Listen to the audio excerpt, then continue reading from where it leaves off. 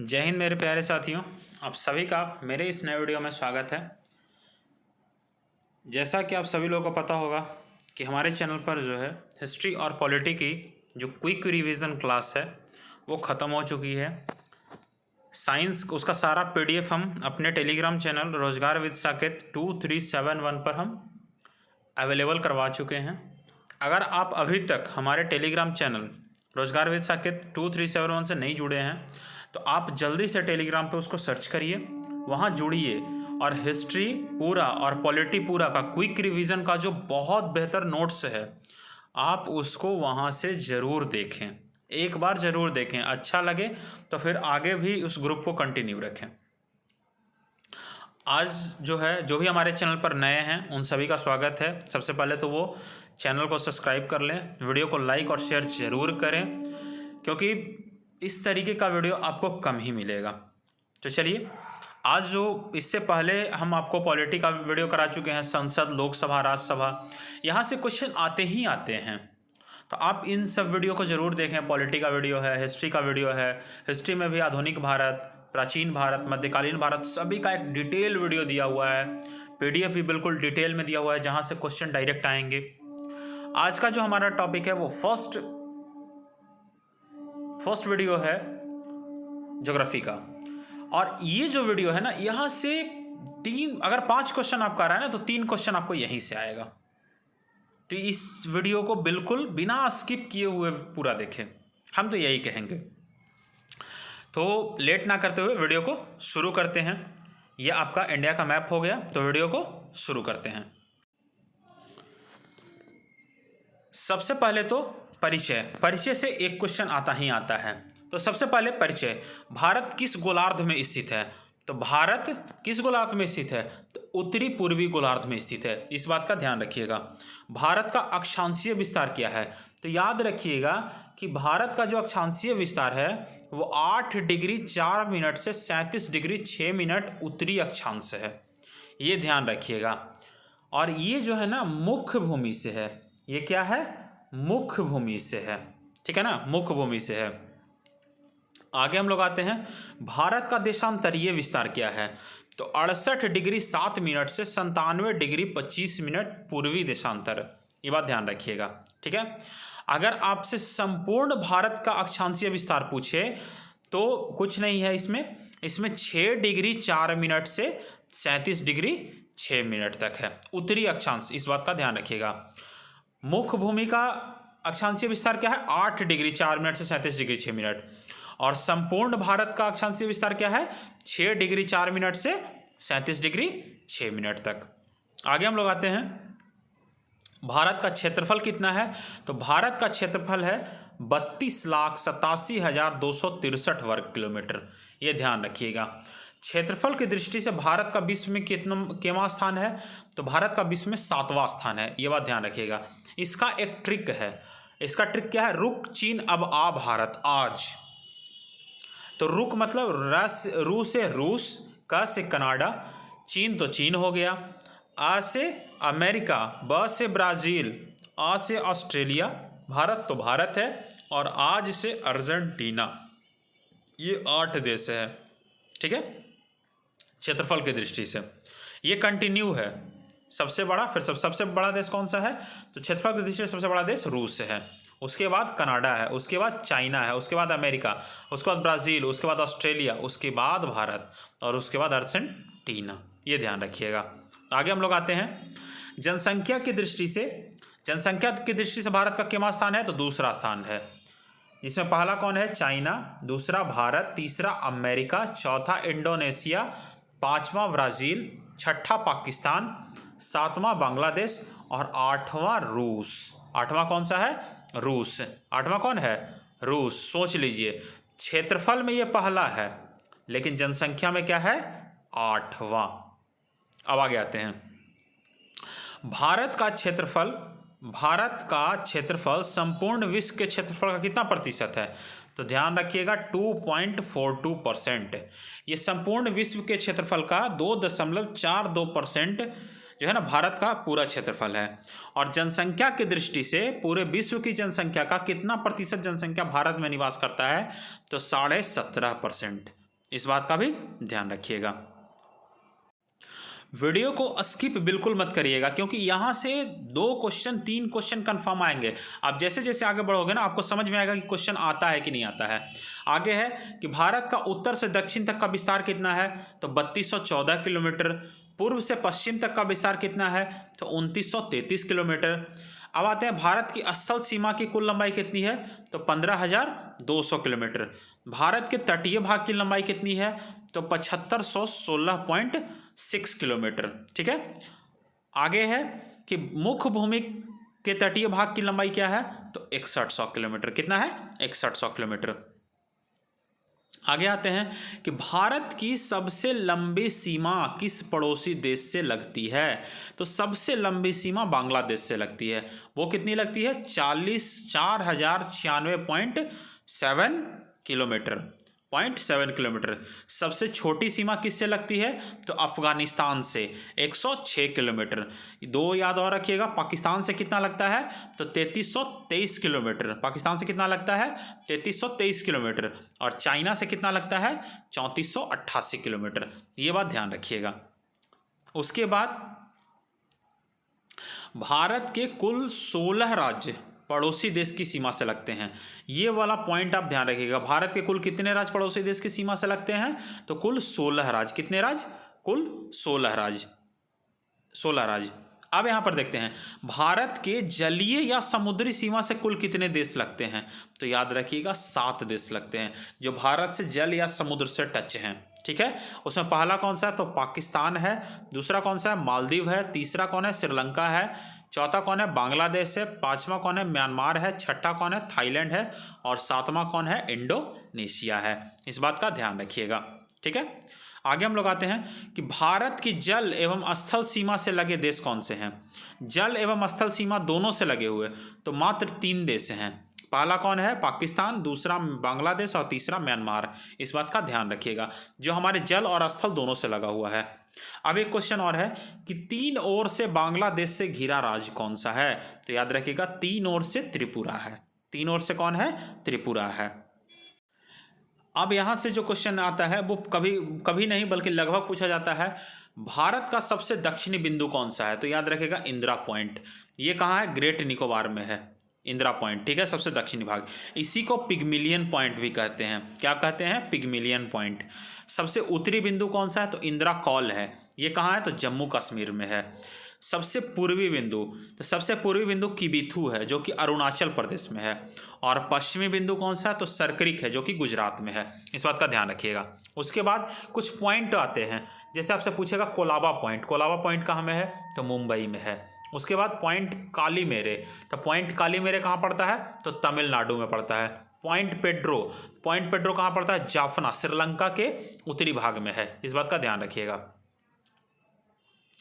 उसके बाद आ जाता है, उसके बाद आता है इंदिरा पॉइंट। तो आपसे पूछेगा कि इंदिरा पॉइंट को ही ध्यान रखिएगा, पिग्मिलियन पॉइंट भी कहा जाता है। तो आपसे पूछेगा कि इंदिरा पॉइंट की भूमध्य रेखा से दूरी कितनी है, तो 876 याद रखिएगा, 876 किलोमीटर। ठीक है, कितना, 876 किलोमीटर। उसके बाद आपसे पूछेगा कि भारत और चीन की सीमा कौन सी है, तो याद रखिएगा उसका नाम है मैकमोहन सीमा या मैकमोहन रेखा, जो कि कब निर्धारित की गई थी, 1914 ईस्वी में। 1914 ईस्वी में शिमला में। 1914 ईस्वी में और क्या हुआ था, तो प्रथम विश्व युद्ध स्टार्ट हुआ था, जो कि 1914 से 1918 तक चला था। कब तक चला था, 1918 तक। ठीक है। इसी में महात्मा गांधी ने जो है भारतीयों को कहा था कि आप बढ़ चढ़ के इसको हिस्सा लें, इसीलिए उनको भर्ती करने वाला सार्जेंट भी कहा गया था। क्या कहा गया था, भर्ती करने वाला सार्जेंट भी कहा गया था। और इसी विश्व युद्ध में अंग्रेजों ने कहा था कि आप जो है हमें सपोर्ट करें, हम आपको आज़ाद कर देंगे। और उसी के बाद 1919 ईस्वी में उतना बेहतर जालियांवाला बाग हत्याकांड, और उससे पहले रॉलेट एक्ट आया था। इस बात का भी ख्याल रखिएगा। चलिए आगे आते हैं, ये तो बहुत सारा हो गया हिस्ट्री का बात। उसके बाद भारत पाकिस्तान की सीमा क्या कहलाती है, तो रेड क्लिफ रेखा कहलाती है। ठीक है। अब आपसे पूछेगा कि भारत और नेपाल की सीमा कौन सी नदी बनाती है, तो याद रखिएगा काली नदी बनाती है। कौन सी नदी बनाती है, काली नदी बनाती है भारत और नेपाल के बीच। पाकिस्तान और अफगानिस्तान के बीच की सीमा कौन सी है? तो ये ध्यान रखिएगा, ये ड्यूरंड रेखा है। ये पहले भारत और अफगानिस्तान के बीच में था, लेकिन अब पाकिस्तान और अफगानिस्तान के बीच में है। अब आते हैं भारत एवं श्रीलंका के बीच की सीमा कौन सी है? तो वो जो है ना, वो मन्नार की खाड़ी या पाक जलडमरू मध्य बनाती है, ठीक है ना, भारत और श्रीलंका के बीच की सीमा। भारत और म्यांमार के बीच की सीमा कौन बनाती है? तो भारत और म्यांमार के बीच की सीमा पटकाई की पहाड़ियां बनाती हैं, ये बात ध्यान रखिएगा। कौन बनाती है? पटकाई की पहाड़ियां। उसके बाद आपसे पूछेगा कि भारत का निकटतम समुद्री देश कौन सा है? तो सबसे पहले तो श्रीलंका है, उसके बाद इंडोनेशिया है, ठीक है। ये कौन सा? इंडोनेशिया। और ये इंडोनेशिया कहाँ पड़ता है? तो ग्रेट निकोबार में स्थित है। इंडोनेशिया कहाँ स्थित है? तो ग्रेट निकोबार में। कहाँ है? ग्रेट निकोबार में। इस बात का खास ख्याल रखिएगा। उसके बाद हम लोग आते हैं कि भारत का मानक समय रेखा, भारत का मानक समय रेखा कहाँ से गुजरता है? तो इलाहाबाद के निकट मिर्ज़ापुर, यहाँ पर कभी कभी जो है इलाहाबाद में नैनी एक जगह है, यहाँ से गुजरती है। और अगर प्रॉपर प्लेस का नाम पूछे तो कहाँ हो जाएगा? मिर्ज़ापुर से कौन गुजरती है? तो 82.5 डिग्री पूर्वी देशांतर रेखा गुजरती है। कौन सी गुजरती है? 82.5 डिग्री पूर्वी देशांतर रेखा, जिसको हम लोग क्या बोलते हैं? मानक समय रेखा। कौन बोलते हैं? मानक समय रेखा। उसके बाद आगे आते हैं, कर्क रेखा भारत के कितने राज्यों से होकर गुजरती है? तो ये क्वेश्चन कई बार आया हुआ है। 8 राज्यों से होकर गुजरती है। कितने राज्यों से होकर गुजरती है? 8।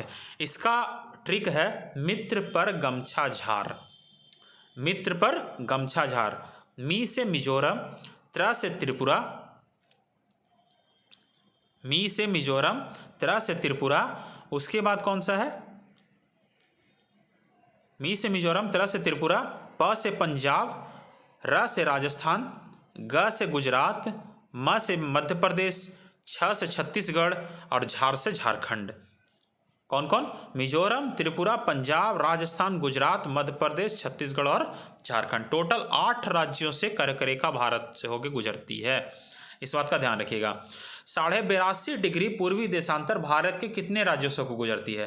तो ये ध्यान रखिएगा, 5 राज्यों से। कर्क रेखा 8 राज्यों से और 82.5 डिग्री पूर्वी देशांतर यानी कि मानक समय रेखा 5 राज्यों से। वो 5 राज्य कौन है? तो UP, MP, AP, Chhattisgarh, Orissa, ऐसे याद रखिएगा।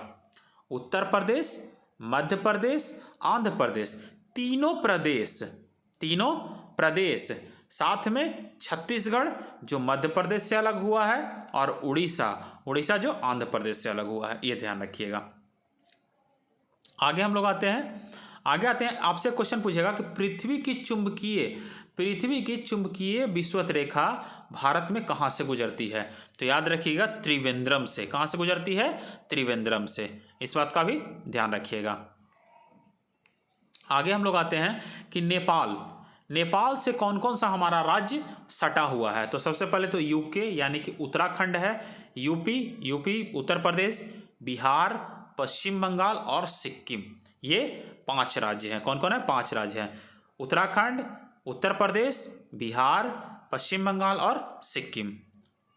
उसके बाद हम लोग आते हैं, उसके बाद आपसे पूछेगा कि बांग्लादेश से कौन कौन सा राज्य हमारा सटा हुआ? तो सबसे पहले तो पश्चिम बंगाल है, उसके बाद असम, उसके बाद मेघालय, उसके बाद त्रिपुरा और उसके बाद मिजोरम। ये ध्यान रखिएगा। उसके बाद आगे हम लोग आते हैं, तो यूपी की सीमा भारत में कितने राज्यों से लगती है? तो याद रखिएगा यूपी की सीमा भारत के 8 राज्यों से लगती है। किन से लगती है? कितने से लगती है? 8 राज्यों से। और ये जो क्वेश्चन अगला है, ये हम बहुत बार पूछा हुआ है कि भारत में कुल कितने राज्य तट रेखा से लगे हुए हैं? तो याद रखिएगा कितने राज्य हैं? 9 राज्य। कितने राज्य तट रेखा से लगे हुए हैं? 9 राज्य। चलिए शुरू से आते हैं। सबसे ऊपर में आपका भारत का नक्शा इस टाइप से आता है, इस टाइप से नीचे से आता है और इधर इस तरीके से जाकर के यहाँ पर इस तरीके से होता है। इतना ही में लगा हुआ है। यहाँ पर आपका हो जाता है गुजरात, ये नंबर 1, ठीक है। इसके थोड़े से नीचे आपका महाराष्ट्र, यहाँ पर छोटा सा गोवा, ठीक है। उसके बाद इसके नीचे थोड़ा सा कर्नाटक, ये पूरा केरल के बाद ये तमिलनाडु के बाद ये आंध्र प्रदेश के बाद यहाँ पर उड़ीसा और उड़ीसा के बाद यहाँ पर पश्चिम बंगाल, ठीक है। ये ध्यान रखिएगा कौन कौन है। तो सबसे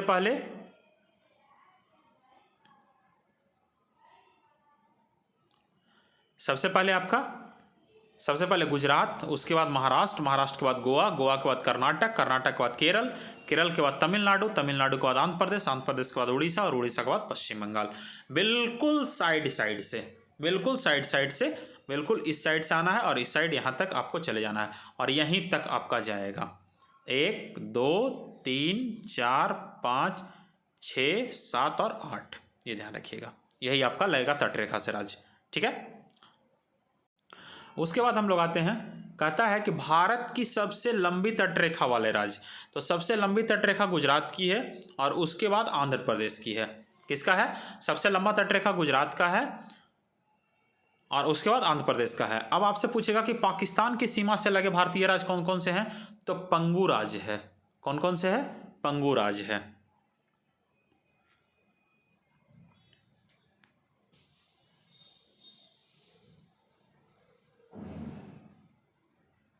तो वो कौन सा है? पंजाब, राजस्थान और गुजरात, ये 3 राज्य हैं। कौन कौन से हैं? पंजाब, राजस्थान और गुजरात, ये तीनों पाकिस्तान की सीमा से लगे हुए हैं। किसके सीमा से लगे हुए हैं? पाकिस्तान की सीमा से। अब आगे आते हैं, संकोश नदी, कौन सी नदी? संकोश नदी सीमा बनाती है किसके किसके बीच में? तो असम एवं अरुणाचल प्रदेश के बीच संकोश नदी सीमा बनाती है, इस बात का ध्यान रखिएगा। फिर आगे हम लोग आते हैं, ब्रह्मपुत्र नदी भारत के किस दर्रे से किस दर्रे के पास प्रवेश करती है? तो याद रखिएगा, यांग्याप दर्रे के पास ब्रह्मपुत्र नदी भारत में प्रवेश करती है। फिर आपसे आएगा दर्रे से एक क्वेश्चन आएगा, ध्यान रखिएगा, जोजिला दर्रे का निर्माण। तो जोजिला दर्रे का निर्माण सिंधु नदी के द्वारा होता है। श से शिपकिल्ला, स से सतलज नदी, यानी कि शिपकिल्ला दर्रे का निर्माण सतलज नदी के द्वारा होता है। और जयलेपला दर्रे का निर्माण तीस्ता नदी के द्वारा होता है। इस बात का खास ख्याल रखिएगा। वीडियो को स्किप बिल्कुल मत करिएगा, बहुत ही चुन चुन करके क्वेश्चन लाया हुआ है। आगे हम लोग देखते हैं, भारत का सबसे ऊंचा दर्रा कौन सा है? तो याद रखिएगा, काराकोरम दर्रा। भारत का सबसे ऊंचा दर्रा कौन सा है? काराकोरम दर्रा। उसके बाद हम लोग आते हैं, श्रीनगर से गिलगित को कौन जोड़ता है? श्रीनगर से गिलगित को कौन जोड़ता है? तो याद रखिएगा, बुर्जिल दर्रा। कौन सा दर्रा? बुर्जिल दर्रा। उसके बाद जम्मू से श्रीनगर जाने का जो मार्ग है किस दर्रे से होकर गुजरता है? जम्मू से श्रीनगर जाने का जो मार्ग है वो किस दर्रे से होकर गुजरता है? तो बर्निहाल दर्रे से। कौन से दर्रे से? बर्निहाल दर्रे से। और याद रखिएगा, इसी बर्निहाल दर्रे में जवाहर सुरंग भी है। कौन सा है? जवाहर सुरंग किस दर्रे में है? बर्निहाल दर्रे में।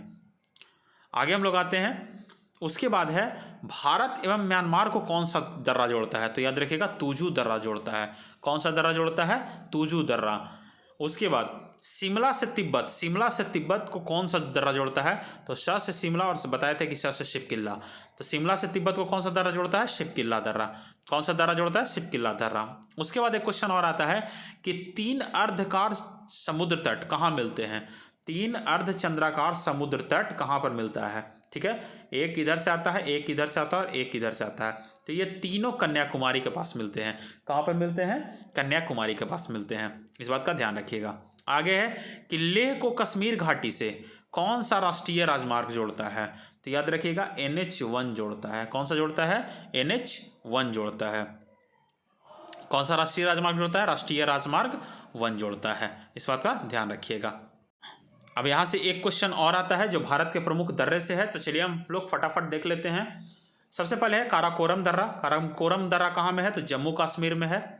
उसके बाद आता है जोजिला दर्रा। जोजिला दर्रा कहाँ में है? जम्मू कश्मीर में ही है।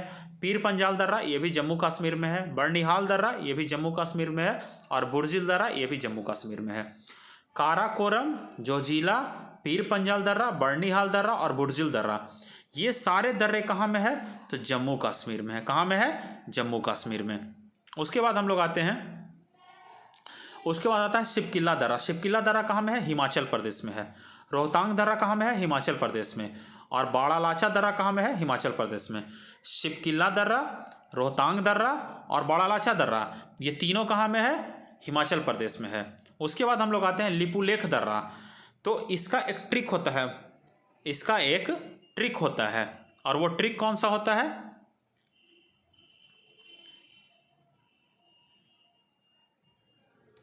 उसका एक ट्रिक होता है कि माना, नीति, लिपुलेख, ये डायरेक्ट है। माना, नीति, लिपुलेख, ये तीनों कहाँ में है? उत्तराखंड में। ये तीनों कहाँ में है? उत्तराखंड में है। कहाँ में है? उत्तराखंड में। तो माना दर्रा, नीति दर्रा और लिपुलेख दर्रा, ये तीनों कहाँ में है? उत्तराखंड में है। कहाँ में है? उत्तराखंड में। उसके बाद आ जाते हैं नाथुला दर्रा। उसके बाद आते हैं नाथुला दर्रा। नाथुला दर्रा सिक्किम में है और जेलेपला दर्रा ये भी सिक्किम में है। नाथुला दर्रा कहाँ में है? सिक्किम में। जेलेपला दर्रा कहाँ में है? सिक्किम में। उसके बाद आते हैं बोमडिल्ला दर्रा। बोमडिल्ला दर्रा कहाँ में? अरुणाचल प्रदेश में है। यांग्याप दर्रा कहाँ में है? अरुणाचल प्रदेश में है। दीफू दर्रा कहाँ में है? अरुणाचल प्रदेश में है। और तुजू दर्रा कहाँ में है? मणिपुर में है। इस बात का ध्यान रखिएगा। उसके बाद आते हैं भारत का भौतिक स्वरूप। तो इसमें आपसे पूछता है कि देश के कितने प्रतिशत भूभाग पर मैदान हैं? देश के कितने प्रतिशत भूभाग पर मैदान है? तो याद रखिएगा 43% भूभाग पर मैदान है। अब इसमें हिमालय का जो प्रादेशिक विभाजन है ना, उससे भी क्वेश्चन कभी कभी आता है। जैसे आपसे पूछेगा कि पंजाब हिमालय कहाँ से कहाँ तक या किन दो नदियों के मध्य है? तो पंजाब हिमालय का जो विस्तार है वो 560 किलोमीटर का है। ये सिंधु और सतलज नदियों के बीच है। कहाँ है? पंजाब हिमालय सिंधु एवं सतलज नदियों के बीच। उसके बाद आता है कुमायूं हिमालय। कुमायूं हिमालय की लंबाई 320 किलोमीटर है, जो कि सतलज से काली नदियों के मध्य है। कहाँ में है? सतलज से काली। उसके बाद आता है नेपाल हिमालय। इसका लंबाई 800 किलोमीटर है और ये कहाँ से है? तो काली से तीस्ता के मध्य है। कहाँ से है? काली से तीस्ता के मध्य। काली से तीस्ता के नदियों के मध्य में है। और उसके बाद आता है असम हिमालय। असम हिमालय आता है 720 किलोमीटर। ये आता है तीस्ता एवं दिहांग के मध्य। कहाँ आता है? तीस्ता एवं दिहांग नदियों के मध्य। ये ध्यान रखिएगा। अब यहाँ से ऐसे याद करना है कि पंजाब, कुमायूं, फिर नेपाल और फिर असम, ये चार जाता है। और ये चार में याद कैसे रखना है? तो सिंधु से सतलज, सतलज से काली, काली से तीस्ता और तीस्ता से दिहांग, ये ध्यान रखिएगा। सिंधु से कहाँ जाना है? सतलज, ये पंजाब हिमालय। अब सतलज से आ गए तो अब सतलज से आगे बढ़ेंगे तो सतलज से काली, कुमायूं हिमालय, काली कुमाऊं हिमालय। उसके बाद काली से तीस्ता, काली तक आ गए तो फिर आगे बढ़ेंगे तो नेपाल हिमालय, काली से तीस्ता। और फिर जो लास्ट है वो असम हिमालय है, जो कि तीस्ता से दिहांग है। कहाँ है? तीस्ता से आपका दिहांग पड़ता है। चलिए आगे हम लोग आते हैं। एक क्वेश्चन और आता है कि आज जहाँ हिमालय पर्वत है वहाँ पर पहले क्या था? तो याद रखिएगा वहाँ पर पहले टिथिस नाम का एक सागर था। क्या था? टिथिस नाम का एक सागर था। उसके बाद आते हैं हिमालय की पर्वत श्रेणियाँ। तो हिमालय की जो पर्वत श्रेणियाँ हैं ना, वो प्रायद्वीपीय पठार की ओर उत्तल हैं और तिब्बत की ओर कैसे हैं? अवतल हैं। जिस तरीके से उत्तल दर्पण होता है उसी तरीके से वो उत्तल जैसी लगती हैं और ये जो है ना अवतल जैसी लगती हैं। ये ध्यान रखिएगा। उसके बाद हम लोग आते हैं कि उसके बाद है ट्रांस हिमालय। हिमालय की बहुत सारी श्रेणियां हैं जिसमें सबसे पहला आता है ट्रांस हिमालय। तो ट्रांस हिमालय से क्वेश्चन क्या पूछता है कि ट्रांस हिमालय से आपसे क्वेश्चन पूछेगा कि ट्रांस हिमालय के अंतर्गत कौन कौन सी पर्वत श्रेणियां आती हैं। ट्रांस हिमालय के अंतर्गत कौन कौन सी पर्वत श्रेणियां आती है? जैसे काराकोरम, लद्दाख, जॉस्कर, केटू या गॉडविन ऑस्टिन, ये सारी जो है किसके अंतर्गत आती हैं? ट्रांस हिमालय के अंतर्गत आती हैं। ये ध्यान रखिएगा। जॉस्कर सबसे ज़्यादा पूछे जाने वाला क्वेश्चन है कि जॉस्कर पर्वत श्रेणी किस हिमालय के अंतर्गत आती हैं? तो ट्रांस हिमालय के। जॉस्कर और काराकोरम सबसे ज़्यादा पूछा जाता है। याद रखिएगा एक क्वेश्चन और, काराकोरम की सर्वोच्च चोटी जो है वो कौन सा है? गॉडविन ऑस्टिन या केटू, ये भी ध्यान रखिएगा। ठीक है। नेक्स्ट हम लोग आते हैं, नेक्स्ट है हमारा जोजिला दर्रा। जोजिला दर्रा किस हिमालय में स्थित है? तो याद रखिएगा बृहद हिमालय में स्थित है। किस हिमालय में स्थित है? बृहद हिमालय में। उसके बाद बर्निहाल दर्रा, तो ये पीर पंजाल श्रेणी में है। फोटूला दर्रा, तो ये जॉस्कर श्रेणी में है। और खरदुंगला दर्रा ये कहाँ है? तो लद्दाख श्रेणी में है। और ये सभी कहाँ है? ये जो है ना ग्रेट हिमालय में स्थित हैं। किस में स्थित हैं? ग्रेट हिमालय में, जो आपका ट्रांस हिमालय में।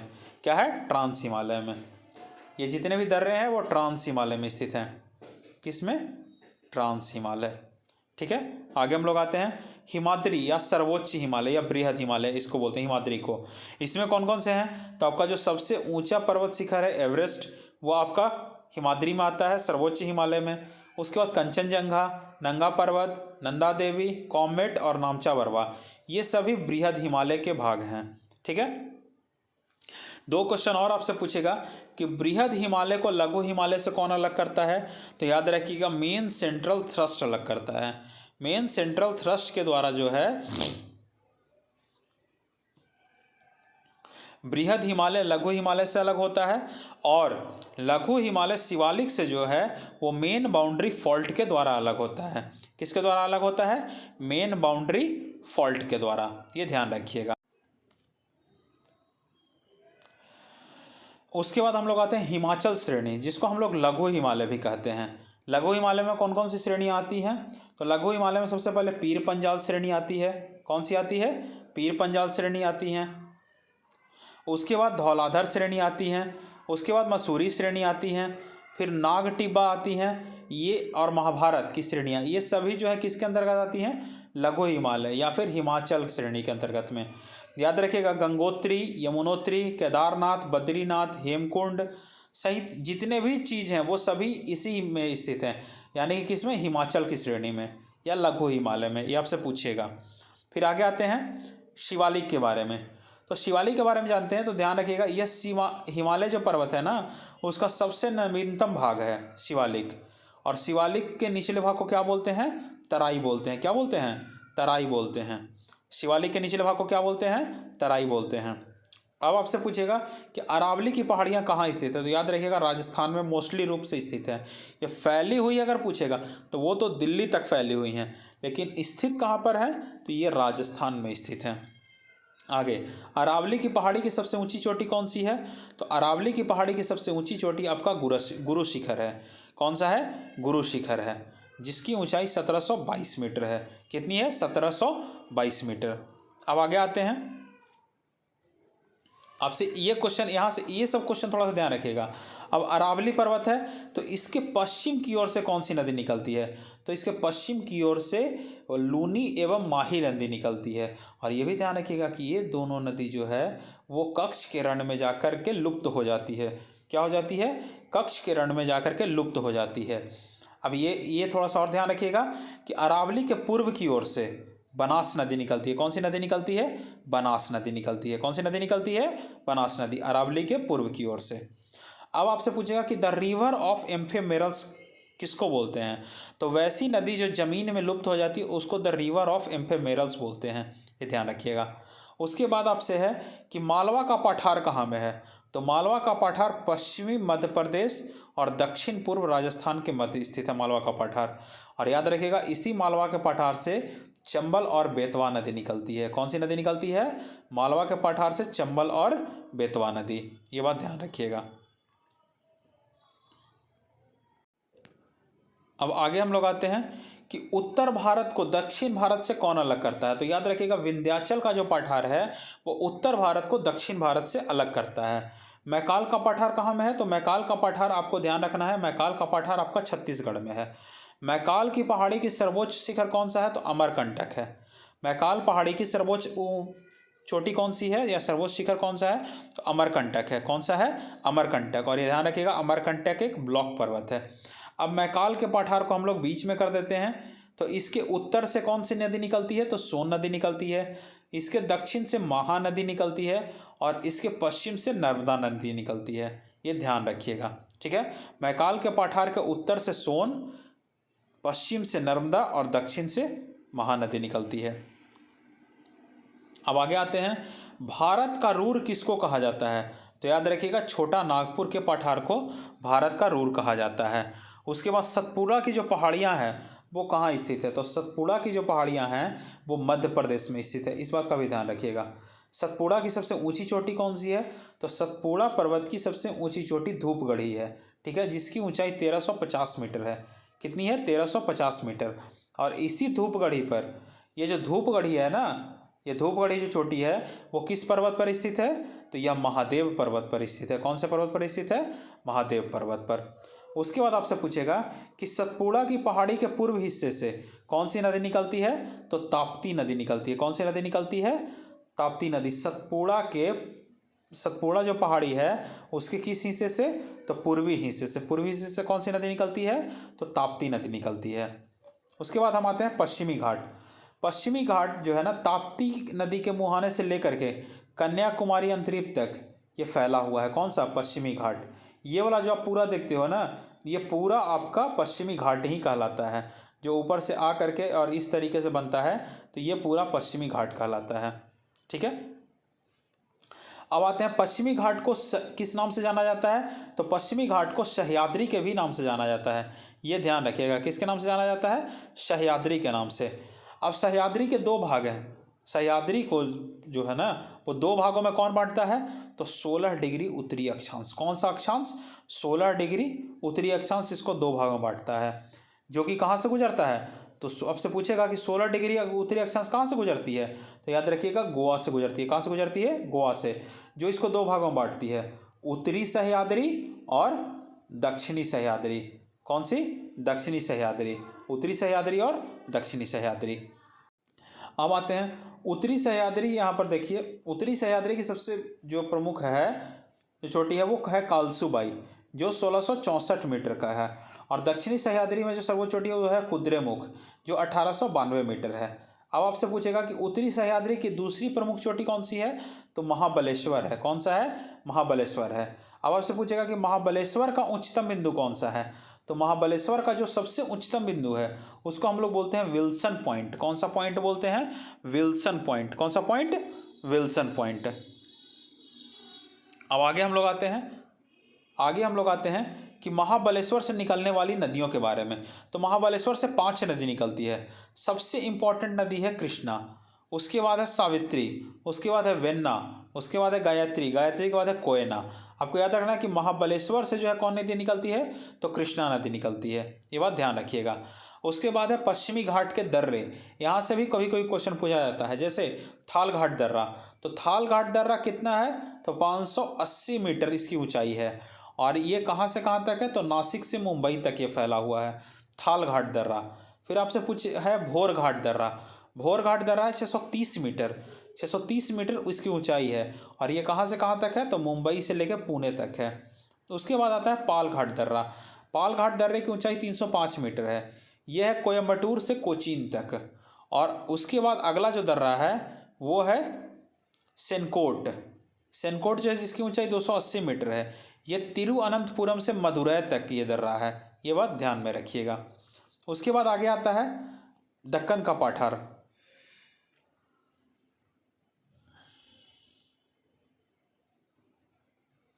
उसके बाद आता है दक्कन का पठार। दक्कन का पठार कहाँ में है? तो महाराष्ट्र राज्य में है।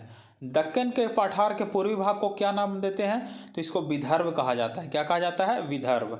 धारवाड़ का जो पठार है वो किस राज्य में है? तो कर्नाटक में है। किस राज्य में है? कर्नाटक में है। धारवाड़ का जो पठार है उसके पश्चिमी भाग में दो पहाड़ियाँ हैं। सबसे पहले तो बाबा बुदन की पहाड़ी है और दूसरा ब्रह्मगिरी की पहाड़ी है। ये बात ध्यान रखिएगा। आगे हम लोग आते हैं तो यहाँ से जो है ना नीलगिरी की पहाड़ी किस राज्य में है? तो नीलगिरी की पहाड़ी तमिलनाडु राज्य में है। ध्यान रखिएगा, नीलगिरी एक ब्लॉक पर्वत है। कौन सा पर्वत है? ब्लॉक पर्वत है। नीलगिरी पहाड़ी की सबसे ऊंची चोटी जो है वो डोडा बेट्टा है, जो कि 3637 मीटर ऊंचाई है इसकी। और डोडा बेट्टा के ये भी ध्यान रखिएगा कि दक्षिण भारत की दूसरी सबसे ऊंची चोटी जो है वो कौन सी है? डोडा बेट्टा है। ये बात भी ध्यान रखिएगा। अब आगे हम लोग आते हैं पूर्वी घाट एवं पश्चिमी घाट के मिलन स्थल को क्या बोलते हैं? तो पूर्वी घाट और पश्चिमी घाट का मिलन स्थल कहाँ पर होता है? तो नीलगिरी की पहाड़ी पर होता है। कि इधर से पूर्वी घाट आता है और इधर से पश्चिमी घाट आता है, और ये दोनों कहाँ मिलता है? तो नीलगिरी की पहाड़ी पर मिलता है। कहाँ मिलता है? नीलगिरी की पहाड़ी पर। ये बात ध्यान रखिएगा। अब आते हैं दक्षिण भारत की सबसे ऊंची चोटी। दक्षिण भारत की सबसे ऊंची चोटी कौन सी है? तो अनैमुदी है। कौन सा है? अनैमुदी है। अनैमुदी किस पहाड़ी पर है? तो अनैमुदी ध्यान रखिएगा ये अन्नामलाई की पहाड़ी पर स्थित है। अब अनैमुदी के उत्तर में कौन सी है? तो अनैमुदी के उत्तर में अन्नामलाई की पहाड़ी है। उत्तर पूर्व में पालनी की पहाड़ी है। और दक्षिण में जो है ना इलायची या कार्डमम की पहाड़ी है। इस बात का ध्यान रखिएगा। अनैमुदी के दक्षिण में इलायची की पहाड़ी, उत्तर में अन्नामलाई की पहाड़ी और उत्तर पूर्व में पालनी की पहाड़ी। उसके बाद ध्यान रखिएगा, उसके बाद हम लोग आगे आते हैं महेंद्रगिरी की जो पहाड़ी है। महेंद्रगिरी की जो पहाड़ी है वो आंध्र प्रदेश एवं उड़ीसा के तटीय भाग में है। आंध्र प्रदेश एवं उड़ीसा के तटीय भाग में, इस भाग में। और यहाँ पर सिर्फ एक महेंद्रगिरी की ही पहाड़ी है। ऐसा माना जाता है कि इंद्र भगवान जब इस कर्ण का महारथी कर्ण का जो कवच और कुंडल लेके जा रहे थे, तो इसी पर्वत पर वो कवच कुंडल छोड़ दिए थे, ऐसे पूर्वजों की मानना है। आगे हम लोग आते हैं कोरोमंडल तट। कोरोमंडल तक कहाँ से कहाँ तक है? तो कन्याकुमारी से कृष्णा डेल्टा तक आपका कोरोमंडल तट है। उसके बाद है गोलकुंडा तट।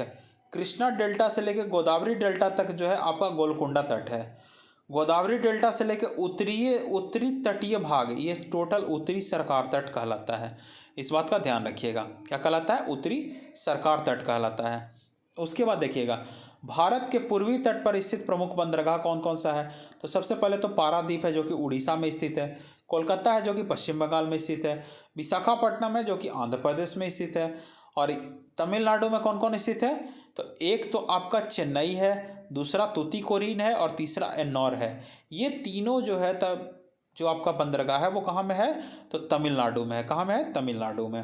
अब यहाँ से ध्यान रखिएगा, तीन एक साथ। कोंकण तट किसको बोलते हैं? तो गुजरात से लेकर गोवा तक का जो तट है उसको हम लोग कोंकण तट बोलते हैं। कौन सा तट बोलते हैं? कोंकण तट बोलते हैं। कौन सा तट बोलते हैं? कोंकण तट। अब यहाँ से आप देख लीजिए, ये आपका टोटल है, ठीक है। तो यहाँ आपका गुजरात है और यहाँ आपका गोवा है, ठीक है। बीच में महाराष्ट्र वाला है पार्ट है, महाराष्ट्र गोवा। तो ये जो यहाँ तक है ना, इसको हम लोग कौन सा तट बोलते हैं? तो इसको हम लोग कोंकण तट बोलते हैं। कौन सा तट बोलते हैं? कोंकण तट। अब गोवा से लेकर कर्नाटक तक, तो गोवा यहाँ पर है और कर्नाटक यहाँ पर है थोड़ा सा। तो गोवा से लेकर जो कर्नाटक तक का पार्ट है इसको हम लोग बोलते हैं केनरा तट। किसको बोलते हैं? केनरा तट। और मंगलुरु से लेके, जो कर्नाटक में मंगलुरु है वहाँ से लेके कन्याकुमारी यानी कि ये वाला पार्ट तक, ये जो टोटल है ना, ये आपका कहलाता है मालाबार तट। ये ध्यान रखिएगा, कहाँ तक कहलाता है? मालाबार तट। यानी कि कोंकण तट गुजरात से गोवा, केनरा तट गोवा से कर्नाटक के मंगलुरु तक, और मालाबार तट मंगलुरु से कन्याकुमारी तक का तटीय भाग को हम लोग क्या बोलते हैं? मालाबार तट। ये ध्यान रखिएगा। आगे हम लोग आते हैं भारत के पश्चिमी तट पर स्थित प्रमुख बंदरगाह कौन कौन सा है? तो सबसे पहले तो कांडला बंदरगाह है, वो गोवा में है, गुजरात में है। फिर आपका मुंबई जो कि महाराष्ट्र में है, मुंबई बंदरगाह है। फिर मारमा गोवा बंदरगाह कहाँ में है? गोवा में है। मंगलुरु कर्नाटक में है। कोच्चि केरल में है और नाहवा शोभा महाराष्ट्र में है। ये बात का ध्यान रखिएगा। उसके बाद आते हैं भारत का सबसे बड़ा बंदरगाह नगर कौन सा है? तो भारत का सबसे बड़ा बंदरगाह नगर जो आपका है वो है आपका मुंबई। क्या है? मुंबई, सपनों का शहर। उसके बाद मुंबई किस द्वीप पर स्थित है? तो याद रखिएगा, मुंबई सॉल्ट सेट द्वीप पर स्थित है। किस द्वीप पर स्थित है? सॉल्ट सेट द्वीप पर। उसके बाद आते हैं भारत में कितने द्वीप समूह हैं? तो याद रखिएगा, भारत में 2 द्वीप समूह हैं। सबसे पहला जो है आपका अंडमान निकोबार द्वीप समूह। अब इसके बारे में हम लोग पूरा जान लेते हैं। इसमें टोटल 247 छोटे छोटे द्वीप हैं। कितने हैं? 247। अंडमान निकोबार द्वीप समूह को ही मरकत द्वीप भी बोलते हैं, ठीक है। इसमें निकोबार में याद रखिएगा 19 द्वीप हैं। निकोबार में कितने द्वीप हैं? 19 द्वीप हैं। और ये कहाँ स्थित है? तो बंगाल की खाड़ी में स्थित है, ध्यान रखिएगा। लक्षद्वीप में कुल कितने द्वीप हैं? तो 36 द्वीप हैं। और ये कहाँ स्थित है? अरब सागर में स्थित है। कहाँ स्थित है? अरब सागर में स्थित है। उसके बाद आते हैं कोको जलमार्ग। कोको जलमार्ग किसके किसके बीच है? तो ये म्यांमार को कोको द्वीप के बीच है, या फिर इसको अलग करता है। जो चीज़ जोड़ता है वही चीज़ अलग भी करता है। तो कोको जलमार्ग किसको अलग करता है? तो म्यांमार को कोको द्वीप से अलग करता है। अंडमान एवं निकोबार द्वीप समूह की राजधानी कहाँ है? तो पोर्ट ब्लेयर है। ये कहाँ स्थित है? तो दक्षिणी अंडमान में स्थित है। विश्व का सबसे बड़ा नदी द्वीप जो है माजुली है। ये तो आप सभी को पता होगा। ये किस राज्य में है? तो असम में है। और ये किस नदी पर स्थित है? तो ब्रह्मपुत्र नदी पर स्थित है। ये भी ध्यान रखिएगा। उसके बाद अंडमान निकोबार द्वीप समूह की सबसे ऊंची चोटी कौन सी है? तो सैडल पीक है, जो कि किस में है? उत्तरी अंडमान में है। केंद्र शासित प्रदेश का सबसे बड़ा बंदरगाह कौन सा है? तो केंद्र शासित प्रदेश का सबसे बड़ा बंदरगाह जो है वो आपका कौन सा है? पोर्ट ब्लेयर है। कौन सा है? Port Blair. कौन सा है? पोर्ट ब्लेयर, जो कि कहाँ में स्थित है? दक्षिणी अंडमान में स्थित है। उसके बाद अब यहाँ से ये ध्यान रखिएगा, यहाँ से एक क्वेश्चन आपका आएगा ही आएगा। 8 डिग्री चैनल किसको अलग करता है या किसके बीच स्थित है? तो मालदीव एवं मिनिकॉय के बीच स्थित है 8 डिग्री चैनल। 9 डिग्री चैनल तो कवारती एवं मिनिकॉय के बीच स्थित है। 10 डिग्री चैनल किसके बीच स्थित है? तो छोटा अंडमान एवं कार निकोबार के बीच स्थित है। ग्रैंड चैनल किसके बीच स्थित है? तो सुमात्रा, या फिर इसको आप इंडोनेशिया भी कह सकते हैं, इंडोनेशिया एवं निकोबार द्वीप के मध्य स्थित है, या फिर सुमात्रा एवं निकोबार द्वीप के मध्य स्थित है। उसके बाद पाक स्ट्रेट, पाक स्ट्रेट तो आप सभी लोग जानते होंगे, तमिलनाडु एवं श्रीलंका के मध्य स्थित है। डुंगन पास, डुंगन पास किसके बीच स्थित है? तो दक्षिण अंडमान एवं लघु अंडमान के बीच डुंगन पास स्थित है। उसके बाद आते हैं कोको स्ट्रेट, तो कोको स्ट्रेट किसके बीच स्थित है? तो कोको द्वीप या उत्तरी अंडमान के मध्य स्थित है। उसके बाद पाक की खाड़ी, पाक की खाड़ी किसके बीच स्थित है? तो तमिलनाडु एवं श्रीलंका के मध्य स्थित है। ठीक है। उसके बाद आ जाते हैं मन्नार की खाड़ी, तो मन्नार की खाड़ी किसके बीच स्थित है? तो दक्षिण पूर्व तमिलनाडु एवं श्रीलंका के मध्य मन्नार की खाड़ी स्थित है। याद रखिएगा, यहाँ से एक क्वेश्चन आएगा ही आएगा, इस बात का ध्यान रखिएगा। अब हम लोग आगे आते हैं लक्षद्वीप सागर। लक्षद्वीप सागर जो है वो लक्षद्वीप एवं मालाबार तट के मध्य स्थित है। लक्षद्वीप व मालाबार तट के मध्य जो है जो स्थित है वो लक्षद्वीप सागर स्थित है।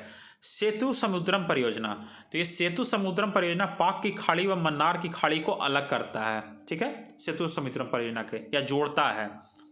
आगे हम लोग आते हैं व्हीलर द्वीप। व्हीलर द्वीप उड़ीसा के तट पर स्थित है और व्हीलर द्वीप का ही अभी वर्तमान में नाम अब्दुल कलाम द्वीप हुआ है, यह भी ध्यान रखिएगा। उसके बाद है पंबन द्वीप। पंबन द्वीप मन्नार की खाड़ी में स्थित है। भारत में दो ज्वालामुखी भी है, एक है बैरन और दूसरा है नारकोंडम। बैरन जो है वो सक्रिय ज्वालामुखी है और नारकोंडम सुषुप्त ज्वालामुखी है। ये बैरन है ना, ये कहाँ है? निकोबार द्वीप समूह में स्थित है। कहाँ स्थित है? निकोबार द्वीप समूह में स्थित है, ये भी ध्यान रखिएगा। लक्षद्वीप समूह का सबसे बड़ा द्वीप कौन सा है? तो आंड्रेट है। कौन सा है? आंड्रेट है। उसके बाद लक्षद्वीप समूह का दूसरा सबसे बड़ा द्वीप कौन सा है? तो मिनिकॉय है। कौन सा है? मिनिकॉय है। सबसे बड़ा द्वीप कौन सा है? आंड्रेट, और दूसरा सबसे बड़ा कौन सा है? मिनिकॉय। पिटली द्वीप, पिटली द्वीप कहाँ में है? तो लक्षद्वीप में है। और इसका एक खासियत है, याद रखिएगा, इस पर एक पक्षी अभ्यारण्य भी है। आपसे पूछेगा कि वह कौन सा द्वीप है जिस पर एक पक्षी अभ्यारण्य भी है, तो पिटली द्वीप है, जो कि किस में है? लक्षद्वीप में है। उसके बाद है कि अगाती द्वीप। अगाती एक ऐसा द्वीप है जहाँ पर, लक्षद्वीप का एकमात्र द्वीप है जहाँ हवाई अड्डा है। तो आपसे पूछेगा कि लक्षद्वीप का कौन ऐसा द्वीप है जहाँ पर हवाई अड्डा है, तो अगाती, ये ध्यान रखिएगा। अब आते हैं 11 degree channel. 11 degree channel Lakshadweep को दो भागों में बांटता है। 11 डिग्री चैनल लक्षद्वीप को दो भागों में बांटता है, पहला अमीनी द्वीप और दूसरा कन्ना नोरो द्वीप। कन्ना नोरो द्वीप, ये ध्यान रखिएगा। और आज का लास्ट क्वेश्चन है कि लक्षद्वीप की भाषा क्या है? तो लक्षद्वीप की भाषा आपका मलयालम है, इस बात का ध्यान रखिएगा। तो आज जो है जितना क्वेश्चन हम आपको इससे दिए, ये बहुत ही फेमस क्वेश्चन है और यहाँ से दो क्वेश्चन 3 क्वेश्चन तो कंफर्म ही आपका आएगा, इस बात का ध्यान रखिएगा। एक जो है आगे भी आपको इस तरीके का मिलता रहेगा, इससे आपको 2 से 3 क्वेश्चन आपको कंफर्म ही आएगा, इसमें कोई रोक टोक नहीं है। भारत के भूगोल से आपको 5 में से 3 क्वेश्चन तो इसी टॉपिक से आपको मिलेगा, क्योंकि सबसे ज़्यादा इसी से मिलता है। और अगर आपने छोड़ दिया है तो आप इसको नहीं देखिएगा तो क्वेश्चन छूटेगा ही छूटेगा, ये ध्यान रखिएगा। आपको फ्री पीडीएफ चाहिए तो आप हमारे टेलीग्राम लिंक को ज्वाइन कर सकते हैं, रोजगार विद साकेत 2371 पर आप ज्वाइन कर सकते हैं। आपको वहाँ से फ्री पीडीएफ मिल जाएगा हर किसी का, चाहे वो आपका हिस्ट्री का हो, पॉलिटी का हो, या अब जो शुरू हुआ है ज्योग्राफी का हो, ये सभी का आपको फ्री पीडीएफ मिलता रहेगा। साथ में आपको जो है, अगर आपको साइंस के लिए चाहिए, साइंस मजबूत करना है, तो उसके लिए ग्रुप डिस्कशन चलता है, ठीक है, वो आप देख सकते हैं। वहाँ पर 150-200 क्वेश्चन आपका लाइव चलता है, लाइव डिस्कशन चलता है। वहाँ पर आपको 150 से 200 क्वेश्चन पूछे जाते हैं। कल आपका पूरा पोषक तत्व और जितनी भी बीमारियाँ हैं उसके बारे में है, तो वो आप देख सकते हैं। कल 2 बजे लाइव होगा। कितने बजे लाइव होगा? 2 बजे, ये ध्यान रखिएगा। आगे आते हैं, जितने भी आपको संविधान से क्वेश्चन दिया गया है आप इसको भी देख सकते हैं। यहाँ से भी आपका 1 से 2 क्वेश्चन तो आपसे पूछा ही जाता है। संसद, लोकसभा और राज्यसभा से 1 से 2 क्वेश्चन आपका रहता ही है, तो आप इसके लिए टेंशन ना लें। यहाँ से आपको एक वीडियो कवर हो जाएगा। आप अगर हमारे चैनल को नया देख रहे हैं तो आप ज़रूर इस चैनल को जो है ज्वाइन करें, ठीक है, सब्सक्राइब करें इस चैनल को, और अपने दोस्तों के बीच इस चैनल पर जितने भी वीडियो है उसको शेयर करें। खासकर जो अभी चल रहा है हमारे प्लेलिस्ट में जाएं, जो भी वीडियो आप नहीं देखे हैं हिस्ट्री का, पॉलिटी का, वो सभी हमारे प्लेलिस्ट में मौजूद हैं, आप वहाँ से जाके देख सकते हैं। अंत में आप सभी का धन्यवाद कि जो है आप सभी लास्ट तक बने रहे और लास्ट तक आपने देखा। अगर जो भी लोग हमारे चैनल से नहीं जुड़े हैं तो रोजगार विद साकेत 2371 से आप बिल्कुल जुड़ें, वहाँ पर आपको PDF वगैरह भी मिलता रहेगा। और नेक्स्ट वीडियो जो आ रहेगा वो आपका ज्योग्राफी से ही होगा, उसमें एक और बेस्ट टॉपिक कवर कराया जाएगा। 3 से 4 दिन में आपका ज्योग्राफी का पूरा वीडियो ख़त्म हो जाएगा, ठीक है। फिर आपको धीरे धीरे करके ये सारा PDF भी आपको मिलता रहेगा, तो आप इस चीज़ को लेके निश्चिंत रहें। तो चलिए मिलते हैं एक नेक्स्ट वीडियो में एक नेक्स्ट टॉपिक के साथ, तब तक के लिए जय हिंद।